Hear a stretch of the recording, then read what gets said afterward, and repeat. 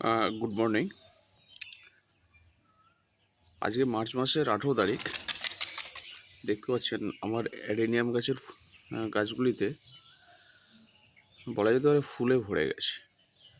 দু একটা গাছে ফুল আসছে এবং কুড়ি এসে গেছে, সেগুলো ফুল কিছুদিনের মধ্যেই ফুটে যাবে। আপনি দেখতে পাচ্ছেন আর যে দু একটা গাছে কুড়ি আসছে সেটা আমি বলছি, এই দেখুন, এটাই 2 বছরের গাছ। এই দেখুন, সব কুড়ি এসে গেছে, মানে এরা কিছুদিনের মধ্যে এগুলো সব ফুল ফুটে যাবে। একটা গাছ দেখছেন, এটা আমি জাস্ট একটা ওই কাটিং করে লাগিয়েছিলাম বছর দুয়েক আগে। গাছটা পাতা নেই, শুধু ফুলে ভর্তি। গাছটাকে একটু আলাদা করে দেখাতে ইচ্ছা করছে। এই দেখুন, একদম ফুলে ভরে গেছে। অ্যাডেনিয়াম নিয়ে আমার অনেক ভিডিও রয়েছে, আমার চ্যানেলে পেয়ে যাবেন। জাস্ট কয়েকটুকু বলবো আর কি। এর সবচেয়ে আদর্শ মাটি যেটা আমি করেছিলাম, এর আদর্শ মাটি হচ্ছে আপনাকে 50% বালি রাখতে হবে এখানে। বালি, তার সাথে কয়লার গুঁড়ো, আর বাগানের মাটি অর্ধেক, এটা আমি করেছিলাম। সাথে সামান্য ফাঙ্গিসাইড মিশিয়ে দেবেন, ম্যানকোজেব কার্বোডাইজম গ্রুপের। আর মাটিটা দিয়ে এবার গাছটা আপনারা রোপণ করতে পারেন। গাছটা রোপণ করি আমি গাছের যে প্রুনিং যেটা করি, সেটা আমি ওই শীতের আগে করে নিই, মানে নভেম্বরের প্রথমে। মানে শীত তো সেভাবে আসে ডিসেম্বরের সেকেন্ড উইক থেকে বলা যেতে পারে, বা ডিসেম্বরের ফার্স্ট উইকে। আমি নভেম্বরের ফার্স্ট উইকে আমি প্রুনিংটা করে নিই। সেই কারণে কি হয়, 1 মাস যে শীত আসার 1 মাস আগে অটোমেটিক্যালি প্রুনিং করে ব্রাঞ্চ এসে যায়। যার ফলে আমার সব সুবিধাটা কি হয়, আমার মার্চের প্রথমেই ফুল এসে যায়। আর যারা শীতের শেষে প্রুনিং করে, শীত চলে গেল তারপরে প্রুনিং করছে, তাদের ব্রাঞ্চ আসতে দেরি হয়, ন্যাচারালি ফুল আসতে সময় লেগে যায়। তাই কোন সময়টা প্রুনিং করবেন সেটা আপনাদের উপর নির্ভর করছে। প্রুনিং করা মানে যে সঙ্গে সঙ্গে ফুল এসে যাবে, এটা ভুল ধারণা বা হয় না। প্রুনিং আসবে, গাছের ব্রাঞ্চ একটু বড় হবে, তারপর কুঁড়ি আসবে, তারপরে হবে। তো সেই কারণে আমি প্রুনিংটা করি হচ্ছে নভেম্বরের ফার্স্ট উইকে। এবার আসি গাছের সামগ্রিক পরিচর্যা, যেটা হচ্ছে আমার আরও অ্যাডেনিয়াম রয়েছে, সেগুলো অন্য জায়গায় রয়েছে। আমার জেঠুদের বাড়িতে সেগুলো দিয়েছি, কারণ কি আমি উইকলি থাকে বলে আমি পরিচর্যা করতে পারি না। সেগুলোর কডেক্স অনেক বড় বড় রয়েছে।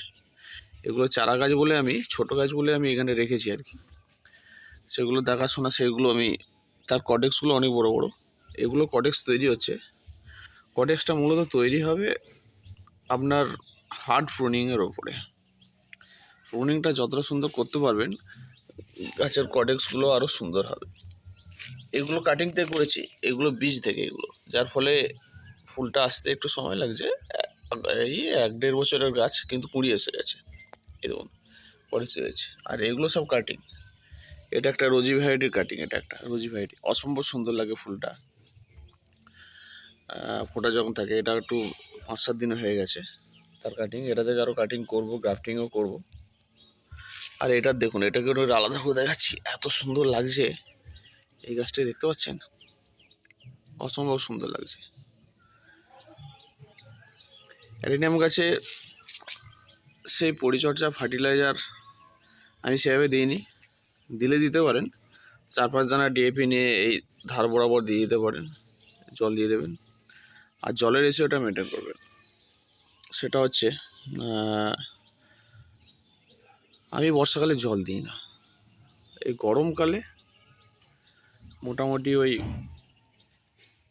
সত্যি কথা বলতে আমি 1 মাস আগে জল দিয়েছিলাম। কিছুদিন আগে গাছের কডেক্স একটু নরম হয়ে গেছে, আবার জল দিলাম, কডেক্স শক্ত হয়ে গেছে। এই গাছকে একটু ট্রেস দেবেন, চাপে রাখলে পরে এই গাছ ফুল দেবে। আর এই গাছকে একটু কষ্ট সহিষ্ণু গাছ, মরুভূমির গাছ, তো যার ফলে কি হয়, এর কডেক্সের মধ্যে জল মজুদ থাকে, তো যার ফলে এর মানে এর ডিপোজিট জলটাকে এ ইউজ করে, গাছের কাজে লাগায়। আর ফুল আনার ক্ষেত্রে পিজিআর ইউজ করে থাকি মিরাকুলান। মিরাকুলানটা খুবই ইম্পর্টেন্ট। আমি প্রতি সিজনে 2-3 বার করে ইউজ করি। এখন আর ইউজ করবো না, গাছে ফুল আছে, পাতায় মেনলি ইউজ করবেন। মিরাকুলানটা দিলে পরে ফুলের পরিমাণটা অনেকটাই বেড়ে যাবে। দেখতে পাচ্ছেন গাছের সামগ্রিক রূপ।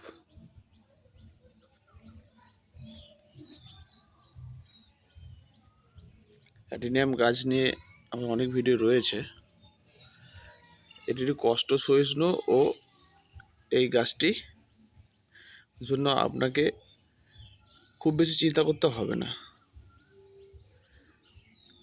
এই গাছটি এমন একটি গাছ যে দুর্গম পরিস্থিতির সঙ্গে নিজেকে সার্ভাইভ করে এবং দীর্ঘদিন বেঁচে থাকতে পারে এই গাছটি।